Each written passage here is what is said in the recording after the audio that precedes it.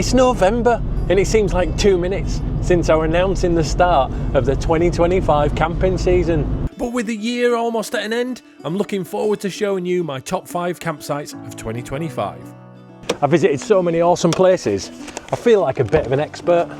Well, sort of, maybe. I'll leave a link in the description to each and every campsite I'm going to talk about and do the campsite tour for the top 5 too. Now remember, these campsites I'm choosing are my favourites. You may also have favourites of your own, and it would be amazing if you could comment below your favourite campsite of 2025 so that the community can also check out those campsites too. Right then, let's get into it. Grab a drink of your choice and strap in. Don't forget to stay tuned for the last one because I think you're going to love it, and we've got a few bonus ones at the end that didn't quite make the top 5. So the first one is not only a campsite, it's a cafe. There's walks in every direction and you get a hot tub delivered directly to your pitch. Ivy Bank Staycation in Kirby Malzard, just outside Ripon, is an amazing site in a fabulous location with lots to offer. It's a dog, tent, caravan, campervan and motorhome friendly site open all year round.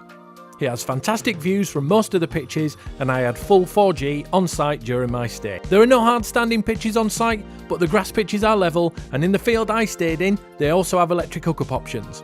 There is a second field though where you can be off grid should you wish. This site has a brand new building that houses the very well appointed toilets and showers, and in the men's they were using old beer kegs as urinals, which I was bizarrely fascinated by. The showers were lovely and warm, and there was even a larger accessible toilet or an area for parents with children. In the same building is a cafe too. It opens from Wednesdays to Sundays 9:30 until 2, and it serves a wide range of food and drinks. There's also a lovely terrace seating area outside for when the weather is as nice as it is today. Also in this building is a kitchen and chill out area with kettle, microwave, toaster and fridge. Plenty of leaflets showing what's happening in the local area and a sofa to chill out on if the weather is bad. They also offer camping pods with lovely views. And not only that, if you're lucky enough to own a horse, you are more than welcome to bring it with you and hitch it up outside your pod. Just behind the building, obviously, there's a bus, but this doubles up as an Airbnb. Nice. There's a waste area and a Nelson point and plenty of water taps dotted about the site too. It cost me £35 for the night, which I don't think is too bad considering its location and the amenities on site. And finally, the cost for the hot tub to be delivered to your pitch. And I know this is going to divide many of you, but it's £90 for the evening. A luxury of course. But like with any luxury, it comes at a price. More than worth it if there's a group of you splitting the cost. Nice. I do like that campsite, it's properly awesome. Now this next campsite at number 4 just got pipped at the post for number 3 because it doesn't allow fire pits.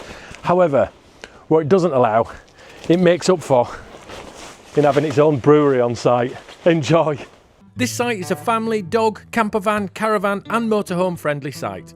There isn't currently Wi-Fi, but I did have full 4G on Vodafone during my stay. It's a small site but packs a punch with the awesome pub and food facilities it offers. The views from the site are fantastic and there are plenty of walks to do in the area too. There is a waste area, a water tap in the entrance, a Nelson point, and this block, which holds the showers and toilets, was absolutely immaculate and clean. The showers were lovely and warm, and the only thing missing was a pot wash area, which I'm told will be added very soon. The pitches were large and flat and all come with electric hookup points too. This site would be a perfect tick for me if it allowed fire pits, but sadly, due to local area constraints, they're not allowed. I paid £22.50 for one night stay during the week with electric, and I think that's an absolute bargain. I will be back in the not too distant future with the family as there is lots more to explore around here. You know what, the beer there was lovely, and I am going to be back again to explore more of that area very, very soon. Next on my list, campsite number 3, is a place that I've stayed at quite a few times, and I absolutely love what this place has to offer. Situated in a great part of the Lake District, this place has plans to become even better. So here's your tour of campsite number 3. Nice. Howe Farm campsite is a family, dog and hiking friendly campsite just 20-minute drive from Windermere in the Lake District. This site isn't open all year round at the moment, but I am told that they're thinking of changing this in the not too distant future. I had a few bars of 4G, but there is Wi-Fi on site should you need it, and it's free. I've been here before, so let's do a quick rundown of its facilities. In the entrance of the site there is a waste recycling area, a wonderful undercover seating area for when the weather is bad, which also features a table football and lights up beautifully during the evening. Further into the site is a block that houses the large and spacious accessible toilet, fridge, freezer and washing machines. Next to that is the new female toilets. These were being used as unisex during my stay, as the male toilets were still being renovated, but these are due to be finished by the Easter holidays. The toilet and shower renovation is a big upgrade from what they used to look like. Here is a clip from the old toilets from my last visit versus the newly renovated ones. The showers were also super clean, lovely and warm too. To the left of the toilets is the undercover pot wash with a bin for collecting food waste, as they like to recycle in their new composter, which then goes to their wormery to create some super soil. There is a tap with a motorhome service point and plenty of flat pitches with electric hookup points. At the moment they don't have an Elson point, but this is something they may be adding very soon. This site doesn't just offer camping spots, but also these amazing yurts, one of which I managed to get a sneak peek inside of. There are also hot tubs with amazing views and these camping pods too, one of which has its own outdoor kitchen. I absolutely love this idea. As you saw from earlier in the video, there are plenty of walks directly from the site, one of them being the walk I did today, and the link to that will be in the description below. Prices range from £17.50 a night all the way up to £30 a night for a premium pitch. I'll pop a link in the description below to this site and where you can book. The owners of Moss Howe are really lovely too. They've managed to grab them for a quick interview last time I was there, and I'll put a link to the full video in the description below. So on to number 2 of my top 5 campsites, and this was a close call between number 1 and number 2, as they have qualities different from each other but still have amazing amenities. So without further ado, it's campsite number 2. Lanefoot Farm campsite is a family, dog, tent, caravan and motorhome friendly site situated just outside Keswick. It's ideal for great walks or days out shopping in the town. It's open all year round and has fantastic views of the fells from pretty much each pitch. The mobile signal on Vodafone was hit and miss, sometimes 1 bar of 5G, other times nothing, and there's no Wi-Fi on site either. A perfect excuse to ignore those pesky phone notifications and relax. There are also so many walks directly from this site, a famous one being the Coaldale Horseshoe and the walk I did in last week's video up to the top of Grisdale Pike. There are also plenty of low level and flatter routes too, like my walk to Keswick today, a nice 3.5 mile walk through pretty Lake District villages. Walks aside, as Aaron mentioned in our little chat, there is a reception area, but mind your head, at the entrance of the site. In that building there's a small shop if you need to top up on supplies while camping too. There's also an indoor pot wash area, toilets and showers,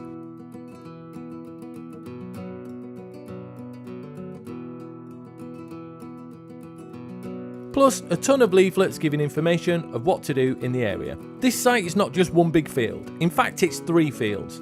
The first field at the back is a large area and includes camping pods and plenty of hard standing pitches with electric hookups. The next field, the one I chose, is smaller and had a handful of hard standing pitches and a toilet block. There's also a waste area here and an Elson point, so you won't have to go too far if you pitch up in field 2. The third field is the largest and has electric and non-electric options, but it's further away from the facilities. There's also plenty of water taps dotted about too. Just up the road from the campsite, about half a mile, is a hotel restaurant. Then, a little bit further down the road is a pub. This serves food for those evenings when you can't be bothered cooking. All in all, I absolutely love this site. It allows fire pits and it's rural enough to feel like you're deep within the Lake District whilst only being 5 minutes from the main road. I paid £24 a night during the week, including electric hookup, and I will be back with the family in the not too distant future. Stay awesome, you lot! Now, before we go on to the final campsite, it would be awesome if you could subscribe to the channel. I spend my year visiting campsites, hiking, buying accessories to show you whether they're worth buying, van DIY upgrades, and much, much more. Also, before I announce the number 1 campsite of 2025, at the end, I'll be listing a few bonus sites that need mentioning. If I had infinite time, I would have made a top 10. So stick around for those extras too. And finally, the one you've all been waiting for, the number 1 spot in my top 5 list of campsites 2025. Drum roll, please. Hartington Hills campsite in the Peak District, I absolutely love that place. I've been so many times. The staff are amazing, the facilities are amazing, it's in such a lovely location. I love it. And without further ado, here is a campsite tour of Hartington Hills, my #1 best campsite in 2025. Nice. Welcome to Hartington Hills campsite, your slice of Peak District paradise with stunning views, top-notch facilities and just enough creature comforts to make you forget that you're sleeping in a field. First up, you'll check in at the reception block right by the entrance. The staff, super friendly, think helpful neighbour energy if your neighbour also knew the best walks and how to fix your water hookup. Right next door in the same building is a toilet and shower block, modern, spotless and get this, underfloor heating. There's also a fully accessible toilet and shower area for those who need it. The showers, rain heads, proper water pressure and none of those annoying push buttons. Just on or off. Civilised. At the entrance to the toilet block, you'll find information leaflets with ideas of what to do in the area too. Now for the essentials. The on-site shop is small but mighty. Camping gear, firewood, drinks and even alcohol for a cheeky evening tipple. And if you didn't bring a fire pit, you can hire one right here, because what's camping without smoke in your eyes? The hard-standing pitches are fully serviced and a generous size and come with electric hookup and water taps. Just a heads up, you will need a hammer for the awning pegs. The ground is solid, like why did I skip arm day solid? There's a lovely grassed area for tents, a secure dog walking field and, bonus, ponies. Just chilling in the field like they're part of the welcome committee. There is an Elson point to empty your toilet guff, a general waste area, a spot to empty your fire pit ashes and a motorhome service point for all your van life needs. You've also got this undercover gem, an indoor pot wash area that's got a kettle, microwave, washing machines, fridges and freezers. It's basically the campsite version of a utility room. For the electric car drivers among us, there's even an EV charging point, so you can recharge your car while recharging your soul. There are loads of walking routes straight from the site and even more listed on their website. Whether you want a gentle meander or a full-on Peak District leg burner, you'll find something that suits. Come night time, the skies go full cinematic with minimal light pollution. It's a dream for stargazers and astrophotographers, or just anyone that likes to point at the stars and say, ooh. Mobile signal's not great if you're on Vodafone, but the site has Wi-Fi, so you won't have to hike to the top of the hill just to send a text. This site is open all year round and it's got a calm, relaxed vibe. Whether you're in a tent, caravan, campervan or motorhome, Hartington Hills is built for comfort and countryside. I paid £35 a night midweek, which is definitely topside for a campsite, but honestly, with facilities like this, it's worth every penny. If you're after bargain basement no-frills camping, this probably isn't the spot for you. But if you want great views, great showers and the kind of peace you only get in the middle of nowhere, Hartington Hills delivers. Just don't forget your hammer. Nice. Hartington Hills campsite, I absolutely love that place. Well done guys, you don't win anything apart from being mentioned in this video. But as promised, I'm going to give you a list of the other campsites that didn't quite make it into my top 5. If I'd done a top 10, they would have been there and I highly recommend these places. I've had to write them all down on a list though because I won't remember them, and what I'll do is I'll put video links in the description below to when I visited these sites. And in no particular order, we've got Haddon Farm campsite, did Lathgilldale, absolutely love that place in the Peak District. We've got Upper Booth Farm, again in the Peak District. That was one that I did recently with a walking with episode with a subscriber. And then we've got Thornton Hall Country Park, love, love, love that place. Did the Scarefest recently. If you want to get scared, go watch that video. There is a campsite tour at the end there.